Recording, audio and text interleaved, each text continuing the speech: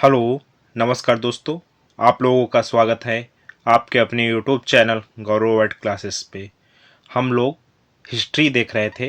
History में हम लोगों ने बौद्ध धर्म इसकी पहली वाली वीडियो में देखा था थ्योरी के माध्यम से, और उसके बाद हम लोग प्रश्न हल कर रहे थे। ये हमारी दूसरी वीडियो होगी। तो आइए स्टार्ट करते हैं। प्रश्न नंबर 56 है हमारा। चित्रकला की गंधर्व शैली का सूत्रपात किसके द्वारा किया गया था? तो इसका जवाब होगा महायान संप्रदाय द्वारा। बौद्ध धर्म चतुर्थ जो संगीति हुई थी, उसके बाद हीनयान और महायान दो भागों में विभाजित हो गया था।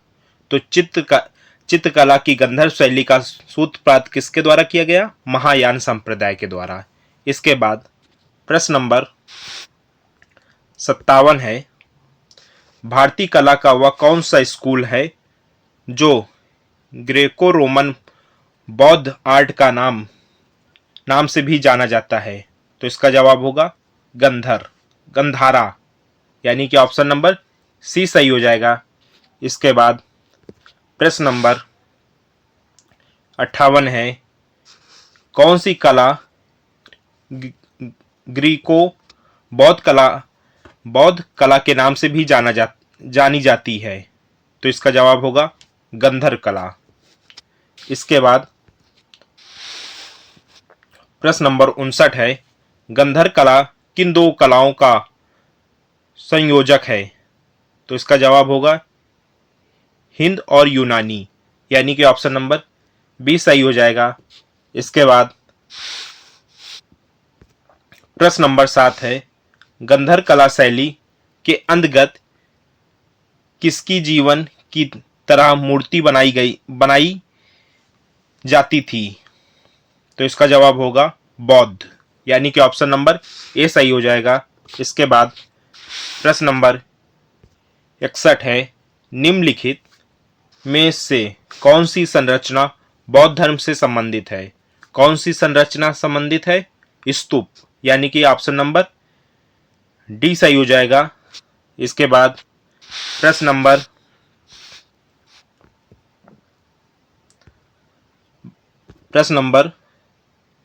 62 है।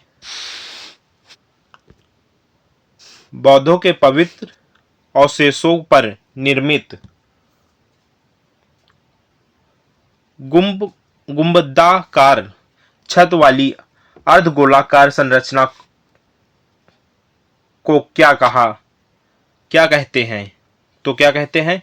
स्तूप कहते हैं, यानी कि ऑप्शन नंबर ए सही हो जाएगा। इसके बाद प्रश्न नंबर 63 है। निम्नलिखित में से कौन सी भारत का सबसे बड़ा स्तूप है? सबसे बड़ा स्तूप कौन सा है? केसरिया, यानी कि ऑप्शन नंबर सी सही हो जाएगा। इसके बाद प्रश्न नंबर 64 है। सारनाथ में स्थित स्तूप का निर्माण महान मौर्य सम्राट अशोक ने किया था। यह भारत में स्थित प्रमुख बौद्ध संरचनाओं में से एक है। तो कौन सा है? धामेक, यानी कि ऑप्शन नंबर डी सही हो जाएगा। इसके बाद प्रश्न नंबर 65 है। धामेक स्तूप का निर्माण किसने किया था? तो किसने किया था? अशोक ने, यानी कि ऑप्शन नंबर सी सही हो जाएगा। इसके बाद प्रश्न नंबर 66 है। प्रसिद्ध धामेक स्तूप निम्नलिखित में से किस राज्य में स्थित है? तो किस राज्य में स्थित है? उत्तर प्रदेश में। सारनाथ कहाँ स्थित है? उत्तर प्रदेश में, यानी कि ऑप्शन नंबर डी सही हो जाएगा। इसके बाद प्रश्न नंबर 67 है। धामेक स्तूप निम्नलिखित में से किस स्थान पर स्थित है? तो इसका जवाब हो जाएगा सारनाथ में, यानी कि ऑप्शन नंबर डी सही हो जाएगा। सारनाथ कहाँ स्थित है? उत्तर प्रदेश में। इसके बाद प्रश्न नंबर 68 है। धामेक स्तूप भारत में सर्वाधिक प्रमुख केंद्र संरचनाओं में से एक है। यह उत्तर प्रदेश के किस जिले में स्थित है? तो इसका जवाब हो जाएगा वाराणसी, यानी कि ऑप्शन नंबर डी सही हो जाएगा। इसके बाद प्रश्न नंबर 69 है। बौद्ध कला का सबसे पुराना स्तूप कौन सा है? तो सबसे पुराना स्तूप कौन सा है? सांची स्तूप, यानी कि ऑप्शन नंबर सी सही हो जाएगा। यदि आप लोगों को वीडियो अच्छा लग रहा हो तो लाइक करें और अपने दोस्तों को शेयर करें। इसके बाद प्रश्न नंबर 70 है, तीसरी शताब्दी ईसा पूर्व और 12वीं शताब्दी ईसा पूर्व के बीच की अवधि से संबंधित वह स्थान है जो बौद्ध कला एवं वास्तुकला के उत्कृष्ट नमूने के लिए प्रसिद्ध है। कौन सा है? सांची, यानी कि ऑप्शन नंबर बी सही हो जाएगा। इसके बाद प्रश्न नंबर 71 है, सांची में स्थित बौद्ध स्मारकों का निर्माण किसने किया था? बौद्ध स्मारकों का निर्माण किसने किया? तो इसका जवाब हो जाएगा ऑप्शन नंबर बी, मौर्य राजवंश। इसके बाद प्रश्न नंबर 72 है, सांची के स्तूप का निर्माण निम्नलिखित में से किस राजा के द्वारा रखी गई थी? किस राजा के द्वारा रखी गई थी? तो इसका जवाब हो जाएगा अशोक, यानी कि ऑप्शन नंबर बी सही हो जाएगा। इसके बाद प्रश्न नंबर 73 है, किस प्रदेश में सांची का महान स्तूप स्थित है? किस प्रदेश में है? अभी हम लोगों ने पीछे भी देखा है कि उत्तर प्रदेश में, यानी कि ऑप्शन नंबर नहीं, सांची का महान स्तूप कहाँ स्थित है? मध्य प्रदेश में, यानी कि ऑप्शन नंबर बी सही हो जाएगा। इसके बाद प्रश्न नंबर 74 देखते हैं, निम्न में से कौन सा स्तूप स्थल उत्तर प्रदेश राज्य में स्थित नहीं है? तो बताना है कौन सा है। चौखंडी है, धामेक है, राजभर है। कौन सा नहीं है? भरहूत नहीं है, यानी कि ऑप्शन नंबर ए सही हो जाएगा। इसके बाद प्रश्न नंबर 75 है, भरहूत स्तूप जातक कथाओं और कहानियों का चित्रण करता है। यह निम्नलिखित में से किस राज्य में स्थित है? किस राज्य में स्थित है? मध्य प्रदेश राज्य में, यानी कि ऑप्शन नंबर सी सही हो जाएगा। इसके बाद भरहूत से संबंधित है, कौन संबंधित है? बौद्ध धर्म। बौद्ध धर्म जो है भरहूत से संबंधित है, यानी कि ऑप्शन नंबर बी सही हो जाएगा। इसके बाद प्रश्न नंबर 77 है, निम्नलिखित में से कौन सा शब्द बौद्ध स्तूप की वास्तुकला से संबंधित है? कौन सा शब्द है? हर्मिका, यानी कि ऑप्शन नंबर बी सही हो जाएगा। इसके बाद प्रश्न नंबर 78 है, रामभर स्तूप वह स्थान जहां भगवान बुद्ध का अंतिम संस्कार किया गया था, भारत के किस राज्य में स्थित है? किस राज्य में स्थित है? उत्तर प्रदेश में स्थित है, यानी कि ऑप्शन नंबर डी सही हो जाएगा। इसके बाद प्रश्न नंबर देखते हैं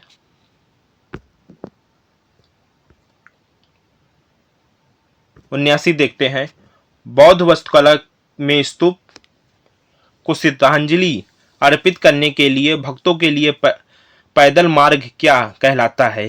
क्या कहलाता है? मेधी कहलाता है, यानी कि ऑप्शन नंबर सी सही हो जाएगा। इसके बाद प्रश्न नंबर 80 देखते हैं, निम्नलिखित में से क्या बौद्ध स्तूपों की संरचना का एक हिस्सा नहीं है? कौन सा हिस्सा नहीं है? क्षण है, छत है, अंड है, हर्मिका है, यानी कि गोपुर नहीं है, यानी कि ऑप्शन नंबर ए नहीं है। इसके बाद प्रश्न नंबर 81 है, चेतियागिरी विहार सांची में बनाया जाने वाला पर्व है। कौन सा पर्व है? ये बौद्ध धर्म है, बौद्ध पर्व है। कौन सा? बौद्ध धर्म।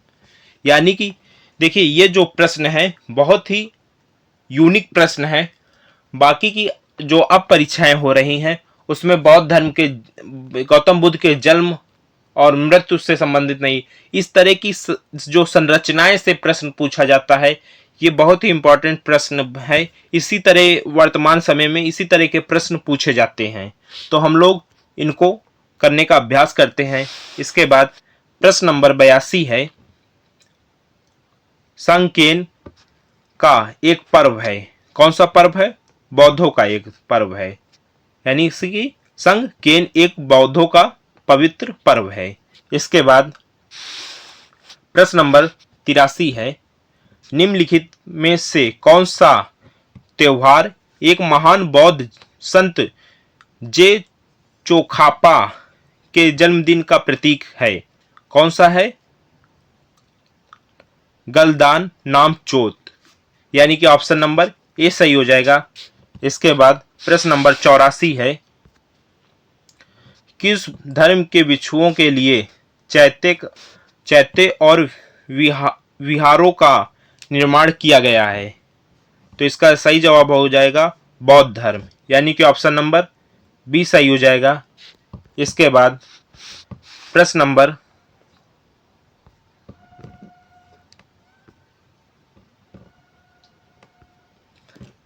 85 है, बौद्ध स्थापत्य कला के स्मारकों में पृथकों कक्षाओं को कहा जाता है? क्या कहा जाता है? चैत्र ग्रह कहा जाता है, यानी कि ऑप्शन नंबर ए सही हो जाएगा।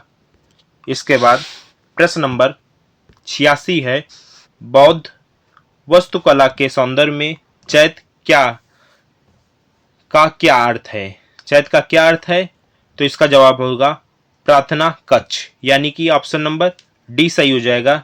देखिए, ये एसएससी एमटीएस 2022 में भी पूछा गया, 2023 में भी पूछा गया कि बौद्ध वास्तुकला के संदर्भ में चैत्य का क्या अर्थ है? तो प्रार्थना कक्ष इसका अर्थ होता है। इसके बाद 87 नंबर का प्रश्न है, बौद्ध वास्तुकला में निम्नलिखित में से कौन सा एक ध्यान कक्ष और बिच्छुओं के रहने का स्थान है? कौन सा है? विहार, यानी कि ऑप्शन नंबर ए सही हो जाएगा। इसके बाद प्रश्न नंबर 88 है, निम्न में से कौन सा बौद्ध स्थल उत्तर प्रदेश में स्थित है? कौन सा है? सारनाथ, यानी कि ऑप्शन नंबर ए सही हो जाएगा। इसके बाद प्रश्न नंबर 89 है, सारनाथ स्तंभ का चक्र निम्न में से किसे इंगित करता है? किसे इंगित करता है? प्रगति को, यानी विकास को, यानी कि ऑप्शन नंबर सी सही हो जाएगा। इसके बाद प्रश्न नंबर 90 है, सारनाथ स्तंभ के ऊपर रखे हुए शेर जिन्हें हम अपने नोटों पर देखते हैं वास्तविकता में किस पदार्थ पर नकाशित है? किस पदार्थ पर नकाशित है? पत्थर पर, यानी कि ऑप्शन नंबर बी सही हो जाएगा। इसके बाद प्रश्न नंबर 81 है, अष्ट महास्थान का तात्पर्य बुद्ध के जीवन से जुड़े 8 महत्वपूर्ण स्थानों में से है। निम्न में से किस स्थान, यानी कौन सा स्थान उनमें से एक नहीं है? लुम्बिनी, सारनाथ, बोध गया है, रायगढ़ नहीं है, यानी कि ऑप्शन नंबर सी सही हो जाएगा। इसके बाद ये हम लोग जो प्रश्न कर रहे हैं ये लेटेस्ट प्रश्न हैं जो कि SSC, MTS, CGL, CPO, SI जैसे एग्जामों में पूछे गए हैं। तो इसके बाद प्रश्न नंबर 92 है, कौन सा स्थान गौतम बुद्ध से संबंधित नहीं है? सारनाथ, बोध गया, कुशीनगर, पावापुरी जैन धर्म से संबंधित है, यानी कि ऑप्शन नंबर डी सही हो जाएगा। इसके बाद प्रश्न नंबर 83 है, पश्चिमी हिमालय में बौद्ध भिक्षुओं का सबसे बड़ा केंद्र की गोम्पा राज्य या संघ राज क्षेत्र में स्थित है। गोम्पा कहाँ स्थित है? तो इसका सही जवाब होगा हिमाचल प्रदेश, यानी कि ऑप्शन नंबर सी सही हो जाएगा। इसके बाद प्रश्न नंबर 84 है, कौन सा भारतीय राज्य बौद्ध गुफा मंदिरों का घर है जिन्हें बराबर गुफाओं के नाम से भी जाना जाता है? तो इसका सही जवाब होगा बिहार, यानी कि ऑप्शन नंबर बी सही हो जाएगा। इसके बाद प्रश्न नंबर 95 है, बौद्ध भिक्षुओं के लिए निर्मित लोमा ऋषि गुफा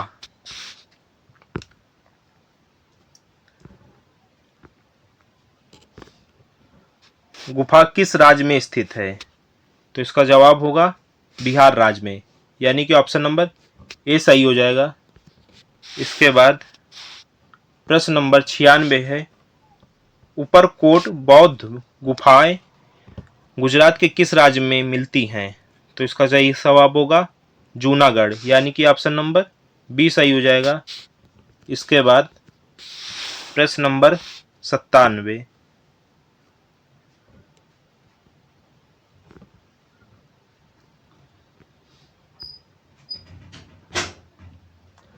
किस राज्य में पोगोंडा बौद्ध मठ स्थित है? तो इसका सही जवाब होगा सिक्किम, यानी कि ऑप्शन नंबर डी सही हो जाएगा। इसके बाद प्रश्न नंबर 98 है,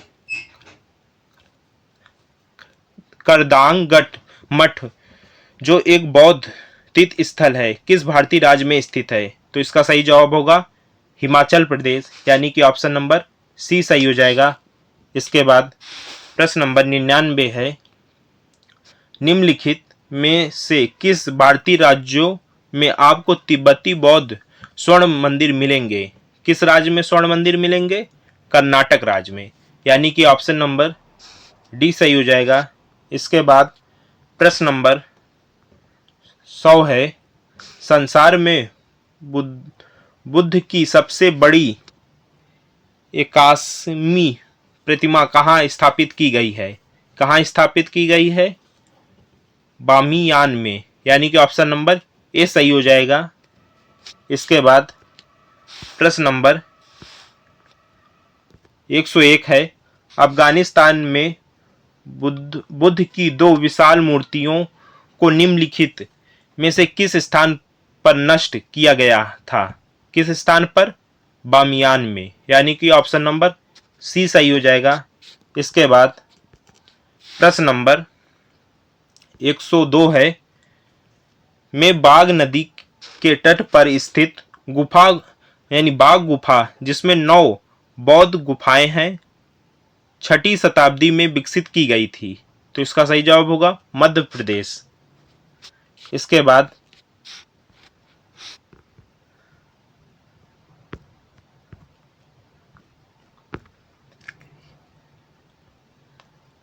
प्रश्न नंबर 103 है, निम्न के बाद सम्राट अशोक ने बौद्ध धर्म ग्रहण किया था?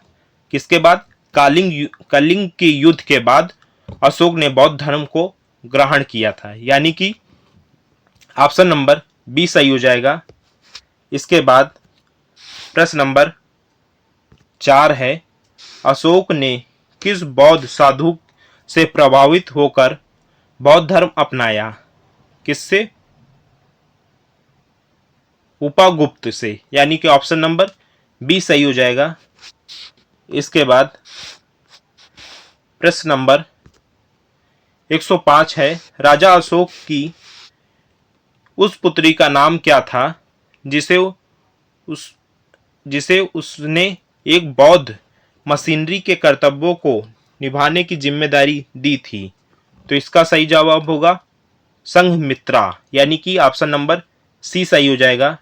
इसके बाद प्रश्न नंबर 106 सही कौन सा है कि पालक माता महाप्रजापति गौतमी एक ऐसी पहली महिला थी जिन्हें भिखनु के नाम के रूप में भी चुना गया था? तो ये कौन थी? बुद्ध थी, यानी कि ऑप्शन नंबर सी सही हो जाएगा। इसके बाद प्रश्न नंबर 7 है, बौद्ध धर्म में भिक्षुणी बनने वाली प्रथम महिला कौन थी? महाप्रजापति गौतमी, जो कि बौद्ध यानी कि इनकी मौसी थी। किसकी? गौतम बुद्ध की मौसी थी। इसके बाद प्रश्न नंबर 108 है और इस वीडियो का आखिरी प्रश्न है, बुद्ध की मृत्यु किस वर्ष हुई थी? किस वर्ष हुई थी? इनका जन्म 563 ईसा पूर्व, ये 80 वर्ष तक जीवित रहे और इनकी मृत्यु कब हुई? 483 ईसा पूर्व, यानी कि ऑप्शन नंबर ए सही हो जाएगा। यदि वीडियो अच्छा लगा हो तो लाइक करें, कमेंट करें और अपने दोस्तों को शेयर करें और चैनल आप लोग सब्सक्राइब कर लीजिए। इसी तरह वीडियो आती रहेंगी। तब तक के लिए धन्यवाद। जय हिंद।